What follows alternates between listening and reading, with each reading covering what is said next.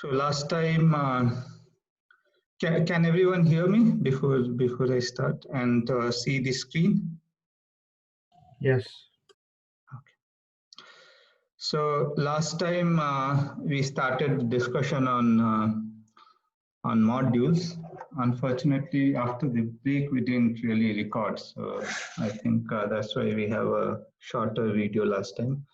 But anyway, what we discussed was definition of all modules, and I'll go over it again. So hopefully nothing is lost. Yeah. So, modules, as we realized, was sort of an analog of vector spaces over a field. So modules are over a general arbitrary ring, and vector spaces are over a field. So it's a exact analog in some sense.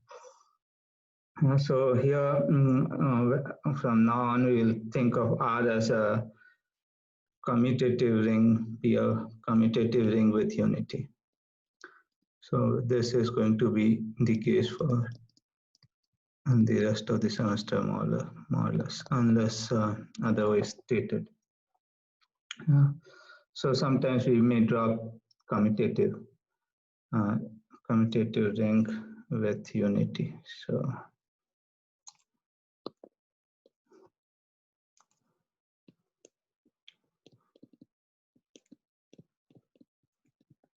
Okay, and then an R module is a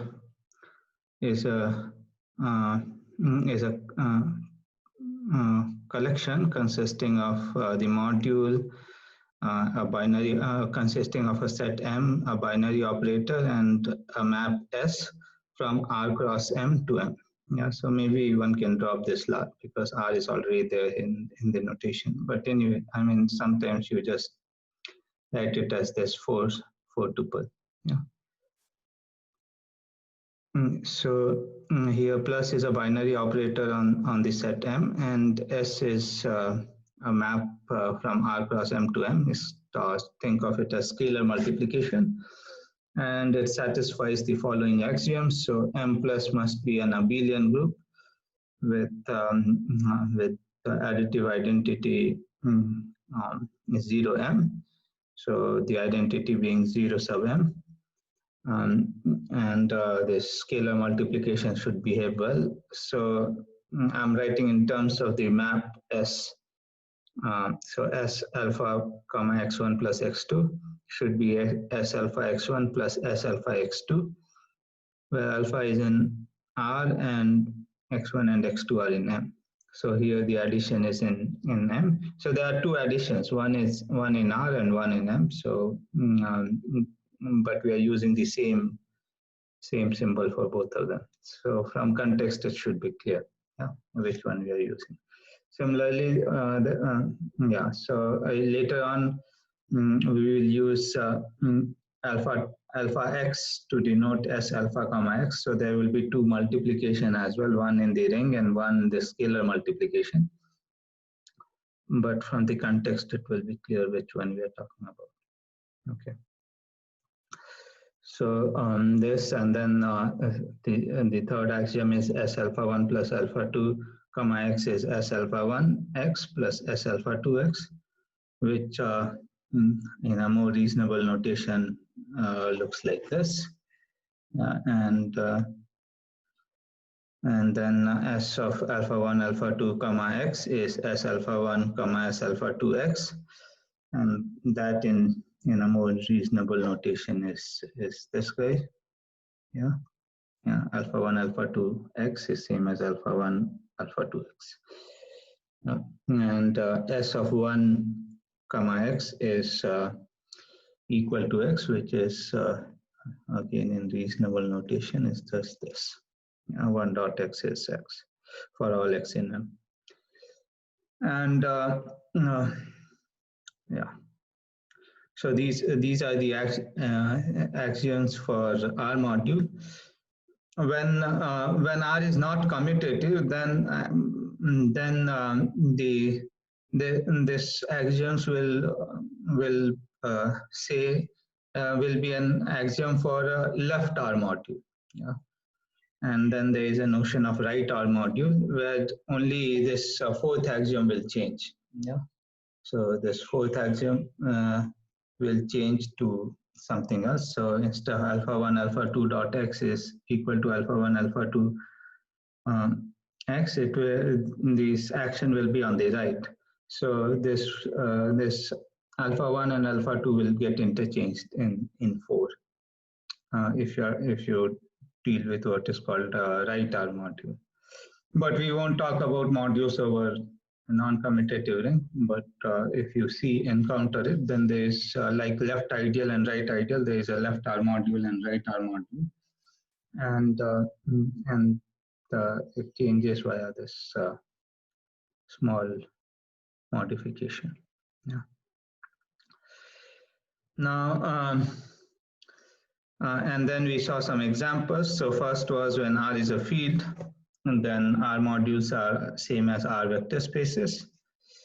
And then if R is integers, then M is also integers, this map S is the usual multiplication of integers. So this part of it was written. Yeah, is the usual multiplication of integers. Then M is an R module. More generally, R a ring, then R plus is an R module as well. Yeah. So so here we saw that Z is a Z module. So more generally, if R is a ring, then R plus is an R module. And then someone was asking about about fraction field and ring and vector space over fraction field. So this third remark is an outcome of that. So if R is a subring of R prime, then any R prime module is an R module as well, by just restricting this S to R instead of from R prime cross M to R cross M. Yeah, just the restriction function. So module has this set M, the abelian group M, together with this scalar multiplication. So scalar multiplication is an important part of the data. So it depends upon, so what the what module it is depends upon how you define the scalar multiplication. Okay. Any questions so far? Okay. Okay. If there are no questions, let's get to some more. So we'll do some more observations about. We'll talk about more observations about modules. So some fact. Maybe get to black. Yeah. So some facts. So some observations which I told you last time as well. One of them is that so one dot x is x, that is clear, but that is part of the algorithm. But we also have 0 of r dot m is equal to 0. So maybe general setup is m is an R module.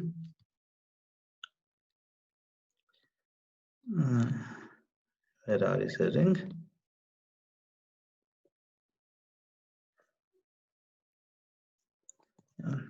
Then this is 0 of M for all M in M.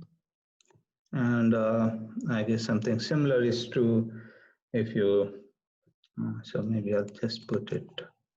So R dot 0 M. So it is also 0 of M for all R in R. Yeah. So if you want to write it in the notation of this scalar multiplication function, this means S of 0R comma M is 0 of M, and this means that S of R comma 0 M is also 0 scalar. Yeah, 0 of the module. So as long as one of the factor is 0, the other one is also 0. Yeah. So something which you would want from your data, yeah, something reasonable. So this is not difficult to see. I mean, you just use the two distributive law. This is standard trick. So I don't know, maybe I'll just write down one of them. So note that 0r dot m is same as 0r plus 0r dot m, which is same as because 0 is an additive identity, and then you use distributive law to say that this is 0r dot m.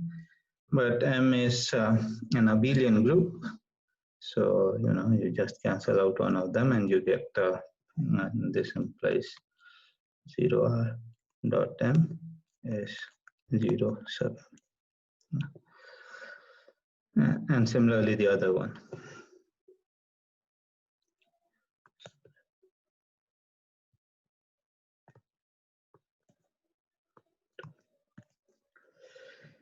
Okay, so this is so do I want to say anything else about yeah, so we'll see more examples of modules. So for instance, I mean, as I've said, ideals. So if R is a ring, then R is also a module, but I is also a module. Yeah, for any ideal I. So maybe example. So this is more of an example. R a ring. I and R ideal. And then I is an R module.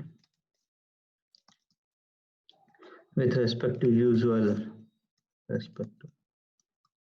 multiplication.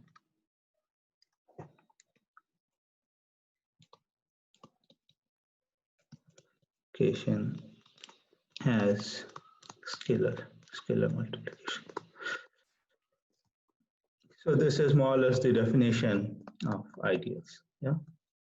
So we know that if R belongs to R and X belongs to I, then R times X belongs to I.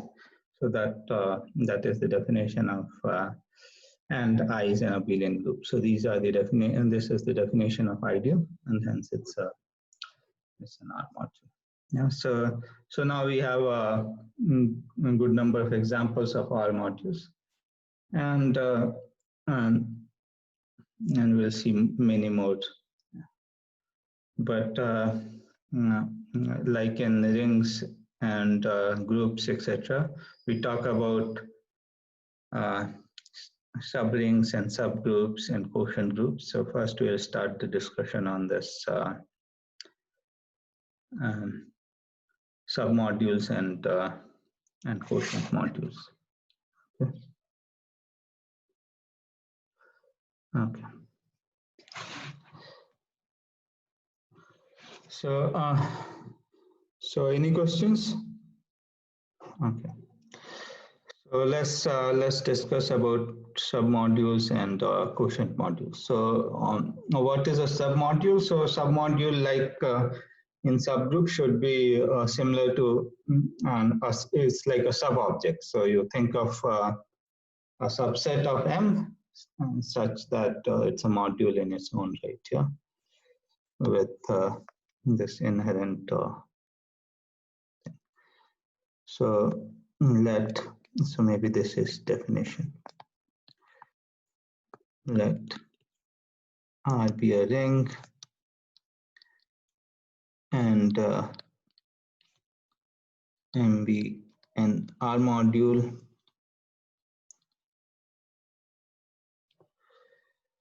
and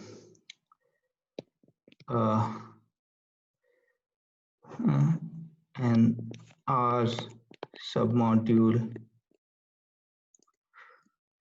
of M. Yeah, I'll give it a name. And R submodule N of M is a subset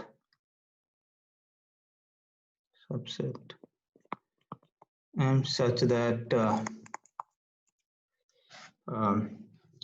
N together with the binary operator together with so maybe so let me just add this whole thing, M plus S. Let's just use the 3-part notation. N plus S restricted to R cross N is an R module. Okay, so this is maybe a bit cryptic, so I'll say what it means. I N contained in M, N is a subgroup of M, N is a subgroup of M, and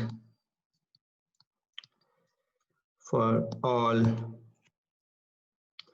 R in R and N in N, R times N belongs to S of R comma N belongs to N. Okay. So this you can also think of it as R dot N is in N.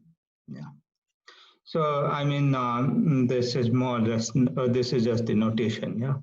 So whether you want to use the scalar multiplication notation or this one. So we will anyway use the letters slowly. So just for definition's sake, we are using this more convoluted notation. So so this is the definition of submodules. So you don't have to check everything. So all you have to check is this final condition. Yeah. So so if you have that for all R in R and all N in N, R dot N is contained in N, then it's automatically a submodule. So it's some subset of N, M satisfying this condition implies it's automatically a subgroup. Okay. Because you know one belongs to R, yeah. So so 1 plus 1 belongs to R and so on. So the group structure automatically comes in, and minus 1 belongs to R and so on. So the group structure comes in automatically. So maybe a remark. N is a submodule. Sorry.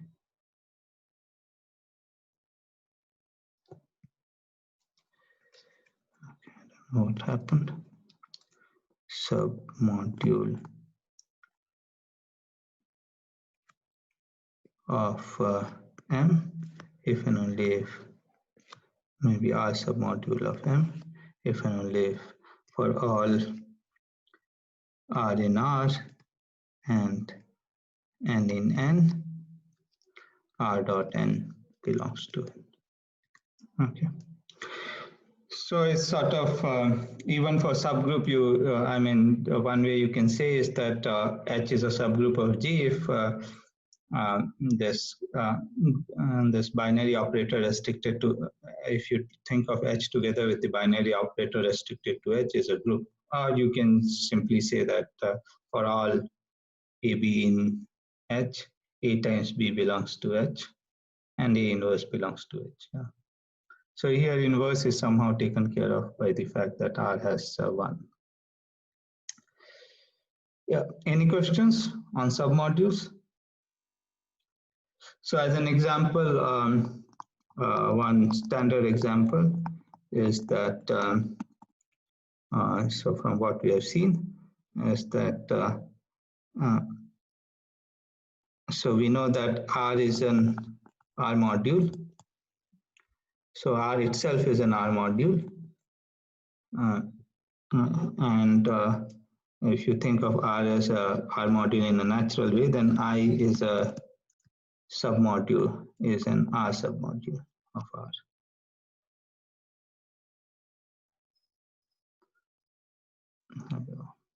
Sorry.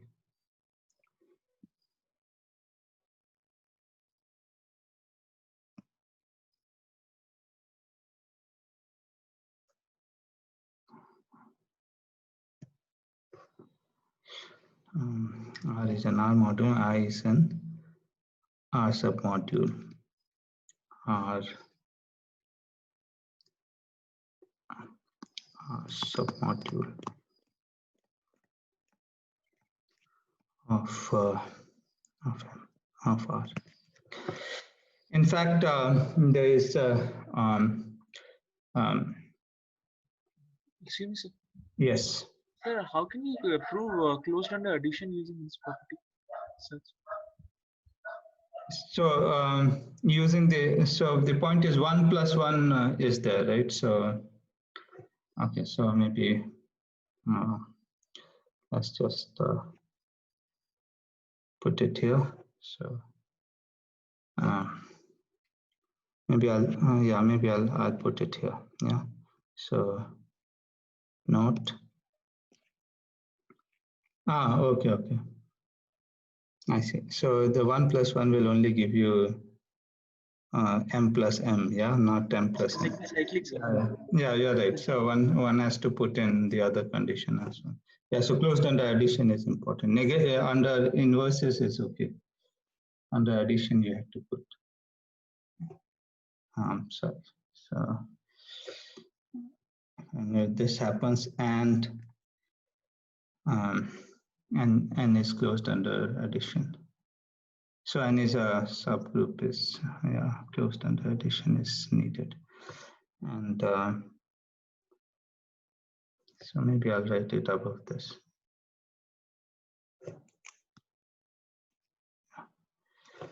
And only if for all n1, n2 in n, n1 plus n2 belongs to n, and for all r in r and n in n, r dot n is in n. Yeah. So you need closed under addition. So subgroup has two parts, yeah. So one is closed under addition and one is inverses. So closed under addition you can't capture by one, but closed under addition you can't capture. Only closed under inverses you can capture. Okay. Any other questions or remark? Okay. So thank you, sir. Yeah, thanks. Okay, so that is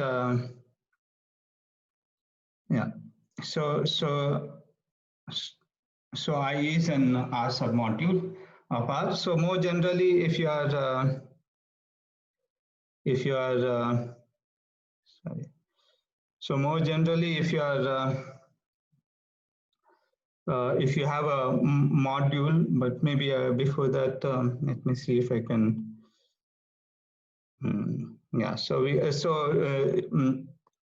another thing is 0 is always a submodule. Yeah. So 0m, the set consisting of 0m is R submodule of is 0m and the whole thing as well. Yeah. And m are submodules of m. So these are some trivial submodules, and then if you have so third, let m be an element of m, and so how do you cook up submodules? So unlike you do it as subgroups, you take an element of m and you just look at somehow in the set in the group generated by this. Yeah. So here that has this notation Rm.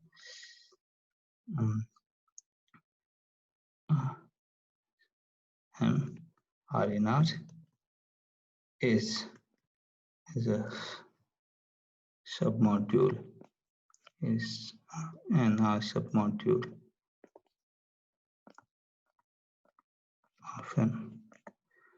So 0M is a special case of this. So if you take little m to be 0, you get the 0 submodule. Okay, so these are some examples of submodules. Given any R module, you can there are some many R submodules you can hook up this way. There is one particular example which comes from this ideal. So maybe this can be written separately. Let M be an R module and I an R ideal. Then I sub I times M is an so I have to say what I times M is. So I times M is the set of so you just have to the natural thing, yeah.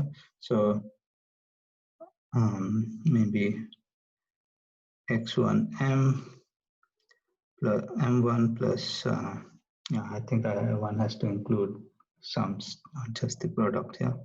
x2 m2 plus xn mn and some positive integer x1 to xn elements of I and m1 to mn elements of M. So the set, so this is going to be a subset of M, right? Because x1 times m1 is an element of M, and if you take the sum, then you get an element of finite sum, you get an element of M. Yeah. So this is a subset of M. So this is an R submodule. Is an R submodule of M. So maybe just verify this. Yeah. So proof.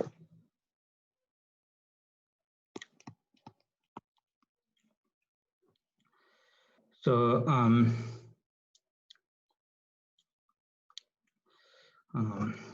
so you just take any. So what do we have? We have to check it's closed under addition.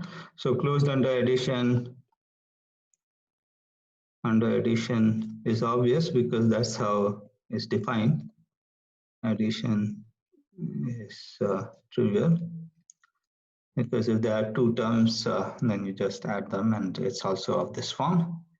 And even the scalar multiplication is okay. So let alpha belongs to Im and R belongs to R. Then we have to show that R times alpha is in Im. Then let's say alpha is going to be of this form, x1 m1 plus xn mn for some xi is in I and mi is in m, I between 1 and n. Then of course R times alpha is just R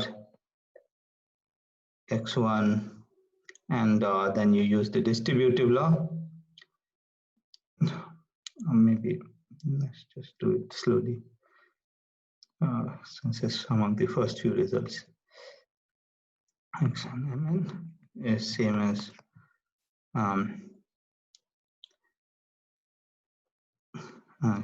so if you use the distributive law, you get this is Rx1 m1 plus so the brackets are this way, but R xn mn, and then so this is one of the axiom that first you can multiply the elements of the ring and then apply it to M1. Yeah, so this is same as Rx1 M1 plus Rxn Mn. So all the axioms of the modules are being used. And this, of course, Rx1. So since x1 is in I, Rx1 is also in I, and Rxn is also in I. So this, of course,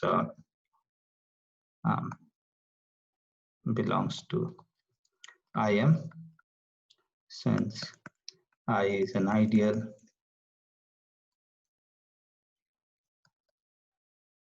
and Rxi is in I for all I between 1 and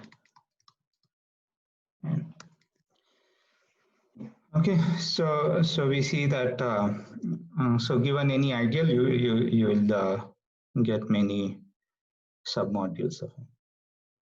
Okay, so that's about submodules.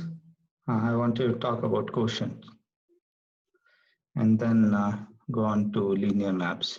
Yeah, so maybe I'll talk about, yeah, so I thought quotient will be covered in this part as well.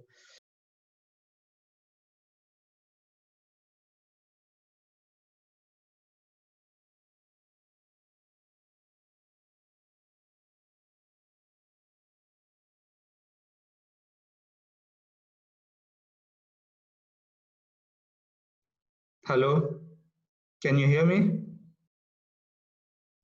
Yes, sir. Yes, sir. Yes, sir. Did I lose you guys for a little bit?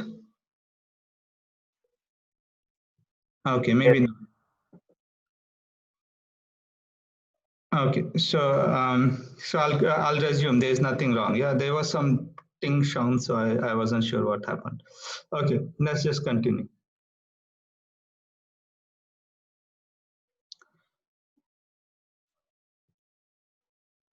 Okay. Okay, so quotient, and you can still see the screen, right? No, sir, you are not sharing the screen. No, sir. See the screen. Okay, so that's what probably happened. Okay, so let's just you can see the screen now.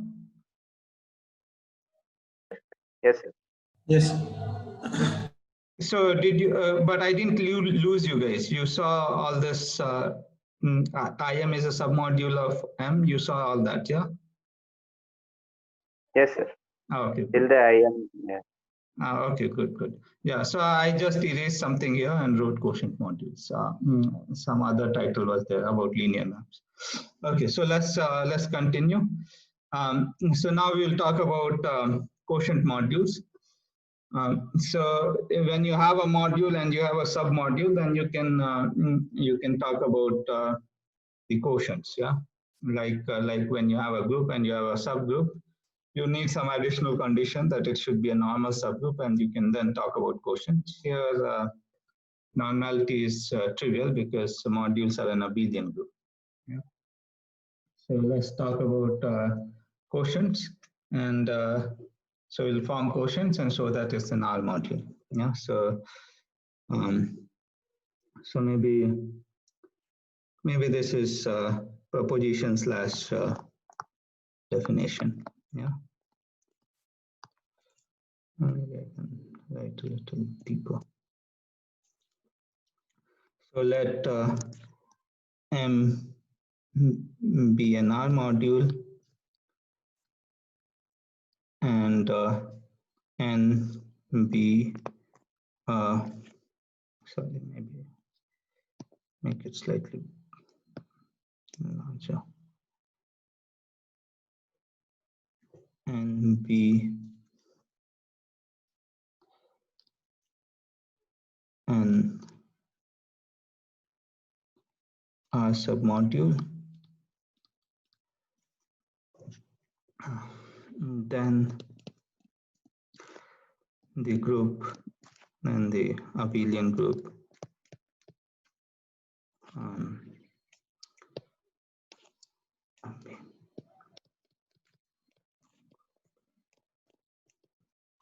modern has a R module structure, has a natural R module structure.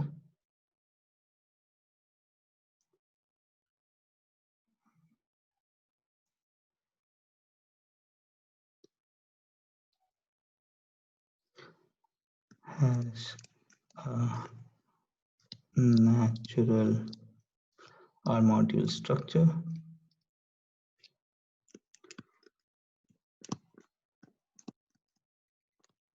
given by,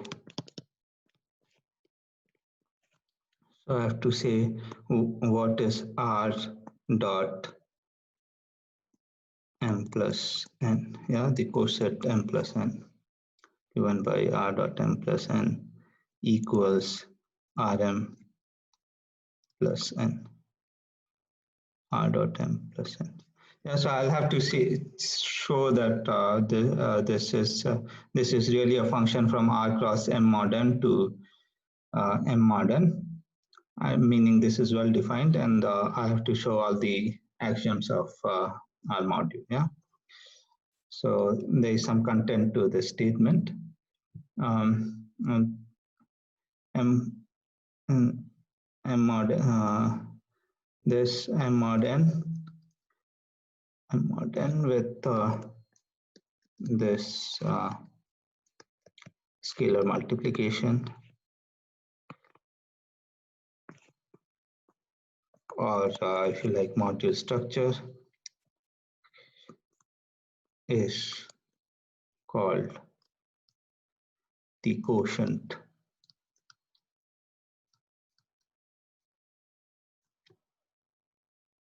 of m by n.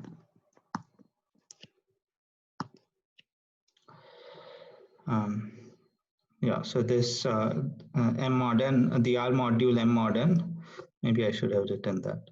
The R module m mod n with this scalar multiplication is given by this scalar multiplication is called the quotient of m by n. Okay, so we'll prove this, and that is the definition. So that's the definition of quotient. Okay. So, so the only thing I have to prove is that this is well defined, and then all the axioms. So axioms will be straightforward to check. Let's just check that this is well defined. Yeah. So, so want to show R dot m plus n equals Rm plus n is well defined. See, we have to check it's well defined because we are not, we are defining this in terms of representative of this this element m plus n. Yeah, so we are using little m to define this map. So that's why we have to show it's well defined instead of this element. So in this this m plus n makes sense, but m individually doesn't make sense in m mod n. Yeah, m makes sense only in capital. Okay, so let's check that. So let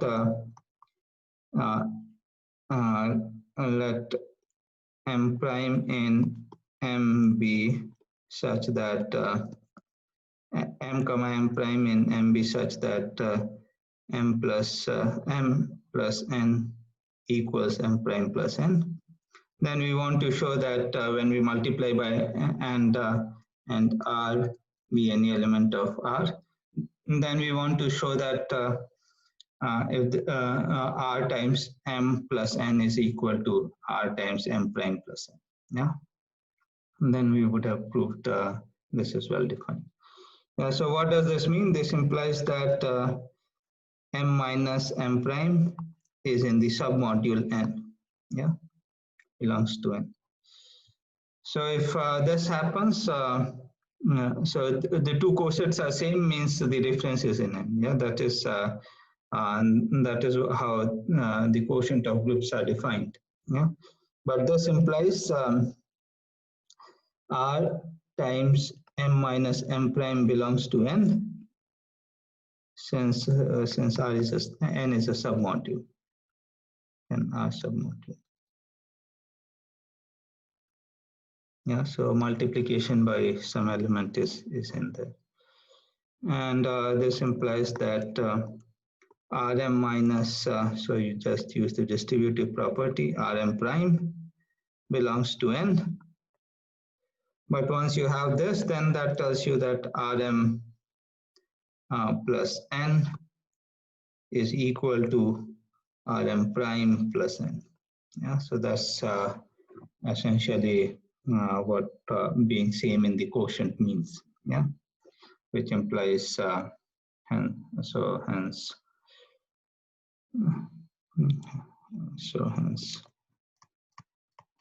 scalar multiplication is well defined. Scalar multiplication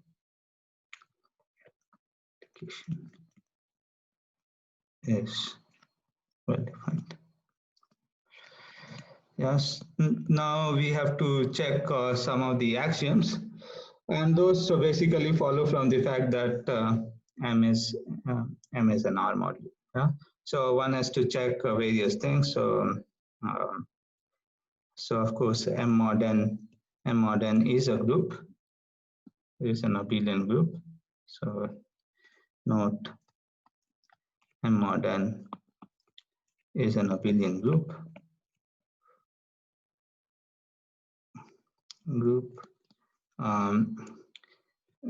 For R1, R2 in R, and M plus n in M mod n, R1 plus R2 dot M plus n by definition is R1 plus R2 M plus n, and now you use the fact that M is an R module, so R1 plus R2 times M is same as R1M plus R2M plus n. And how does addition work in quotient? So this element plus n is same as so R1M plus n plus R2M plus n. So this is how the group of operation works on the quotient module. Yeah, and then this is same as R1 times M plus n plus R2 times M plus n. Yeah, so I verified this. Similarly,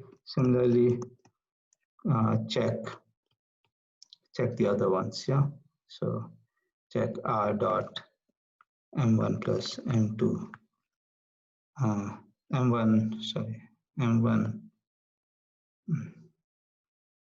plus n.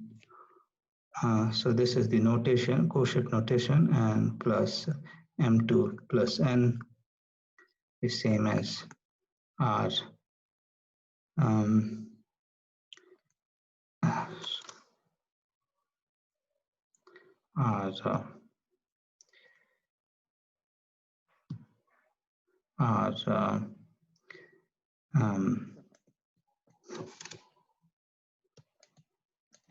plus n and plus R M2 plus n.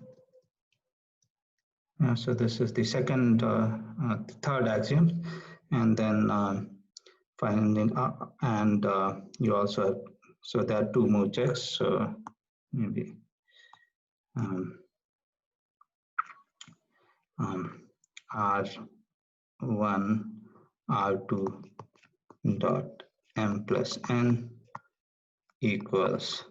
So I'm just writing what you have to check. Yeah, and the checks involves steps like that. So I'm just going to, yeah, and finally 1 dot. So this is obvious. M plus n by definition is same as M plus n. Yeah, because it's a 1 dot m plus n, so this we just verify. There's not much to write here. So with all this verification done, you can conclude that m mod n is indeed an R submodule. Is indeed an R module, not a submodule of anything, but an R module. Yeah. Any questions? So quotient is indeed an R module. Yeah. So in particular, so maybe should I write here? So maybe I'll just write here and start. In particular,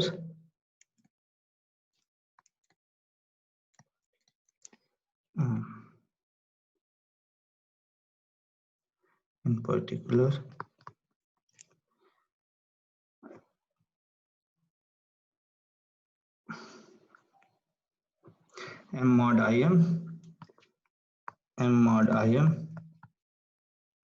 is an R module for all R module m, all R module m and R ideal I. Yeah. So you can cook up many more modules using this construction. Okay. So maybe we'll take a break now, and after the break, we'll talk about linear maps. Okay. And maybe before talking about linear maps, we'll show that M mod IM is not just an R module, it's also an R mod I module. Okay, so maybe we'll do that and then talk about linear. So let's just take a 5 minutes break and then reconvene after 5 minutes.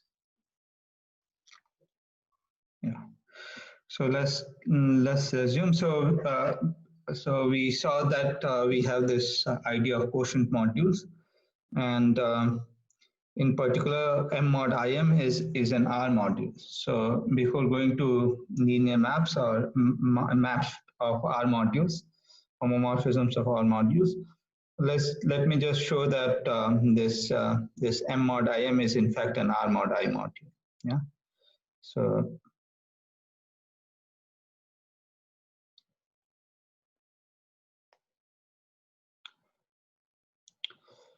okay. So proposition. Let M be an R module and IN R ideal.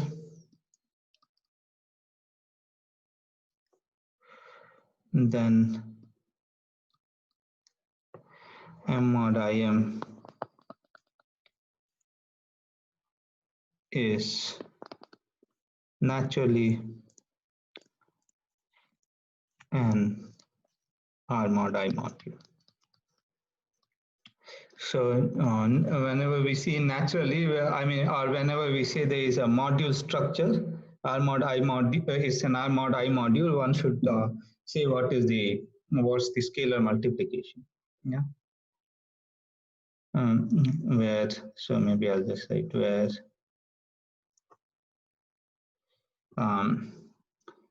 the scalar multiplication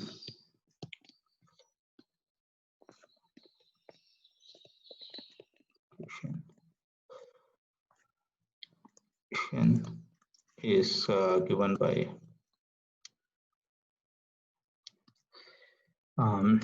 so it's a map from R mod I cross M mod IM to M mod IM, and it's given by, so a typical element here looks like R plus I, and a typical element here looks like m plus im. So this pair should go to. So what is the natural thing to do? You just write down the natural guy, Rm plus Im. Okay. So this is the natural thing to do, and this is the one which gives the module structure. Okay, so we'll have to say that to show that this is well defined, and I'll not check all the module axioms, but it will follow that. Yeah, so it will follow that this is indeed the module axioms will follow there is because m mod im is already an R module. Yeah, so all this distributive law etc. will follow from the fact that m mod im is an R module. Yeah. So let's just see the proof that it is well defined. Yeah. This scalar multiplication. So let's give this a name. Yeah, let's call it. So before that, maybe another way, remember to write quotient is by bar notation. Yeah. So another way of doing this is R bar m bar goes to the product R bar m bar goes to Rm bar. Yeah. So here m bar means m plus im, here r bar means r plus I, and rm bar means rm plus im. Yeah. So if you're not going to do scale, or if you want to write it in the usual notation, or which is the more common notation, which anyway we will shift to later on, it's just this. So this is how people denote this module structure. Okay. So the idea is to simplify the notation so that things are easier to write, and then check everything that it may. So right now we are using complicated notation to justify that we can do this simple notation. Yeah. So so there is no nothing wrong in what we are doing. Yeah. So let's see a proof that S is well defined. S is well defined. Okay. So so what do we have to show? So if we take two different elements, so remember R. So note that. So we already know part of well defined. Yeah. So we only have to check part of it. So note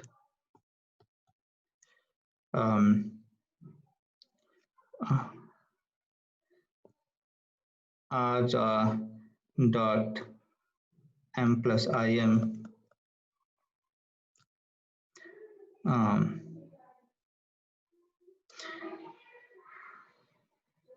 equals rm plus im.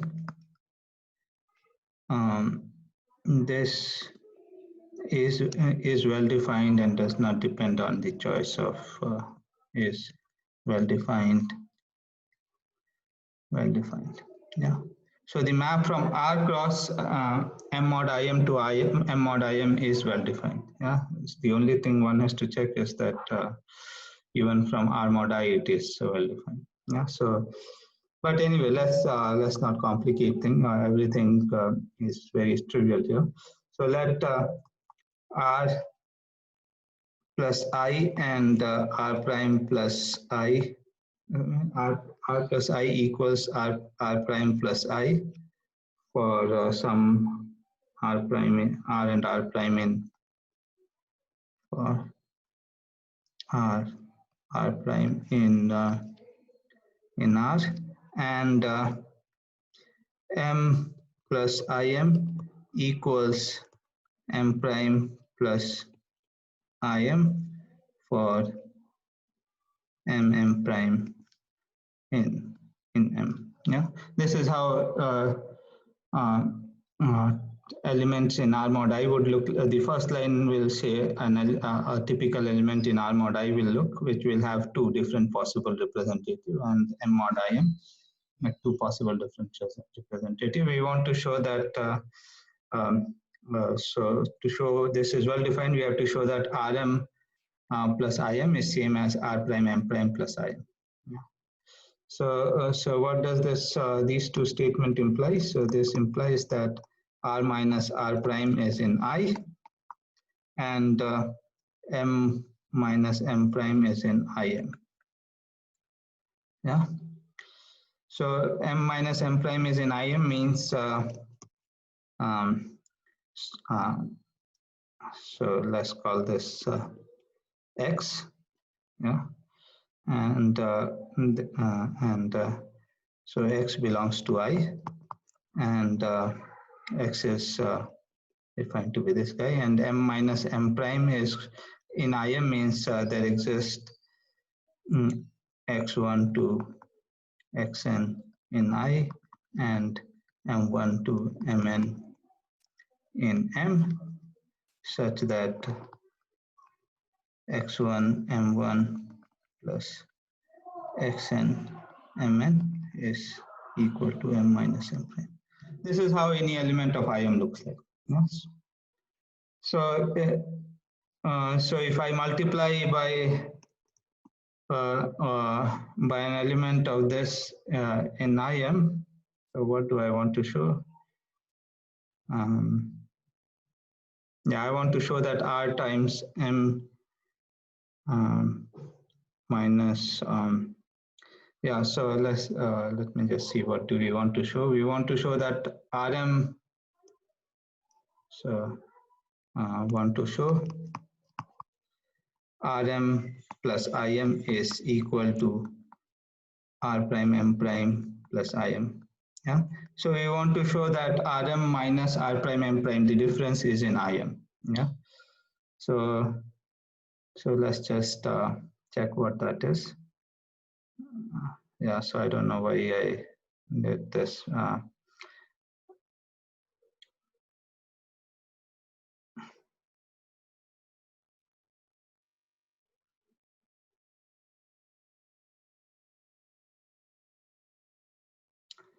Yeah, so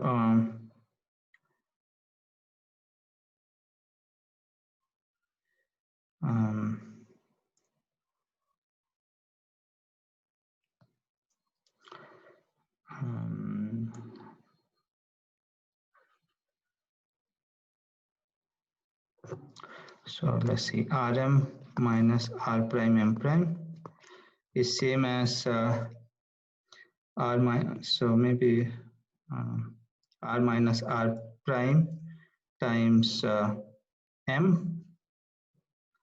So this is Rm minus plus, so I have to cancel out R prime.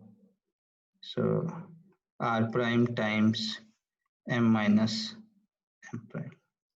So this cancels out, and yeah, so this is okay. Yeah, R minus R prime times M. So so there will be minus R prime M, and then plus R prime M. That will cancel out, and we'll get this. Yeah. Now R prime R times R prime M is so this is X times M. Yeah, and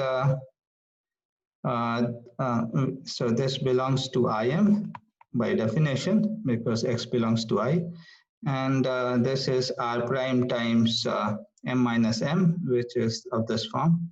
So but R prime times so maybe this is not that relevant, because we have already shown that Im is a submodule, belongs to, is an R submodule. So this belongs to Im. So since Im is an R submodule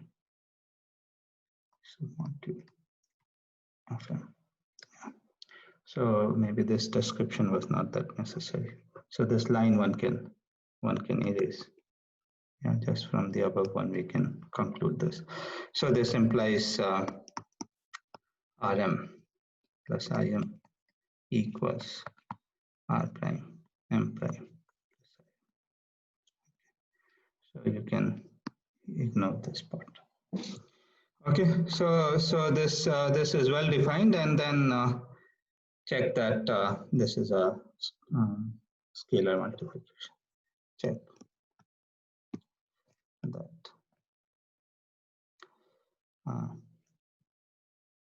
this is a module structure. So this I'll leave it for you to verify. Yeah. So all the 4 axioms you have to check. So I mean, of course, M mod Im is already a abelian group. In fact, it's an R module. So many things are already there, but you have to check distributive law with R mod I and with scalars as R mod in R mod I and so on. Okay. Any questions?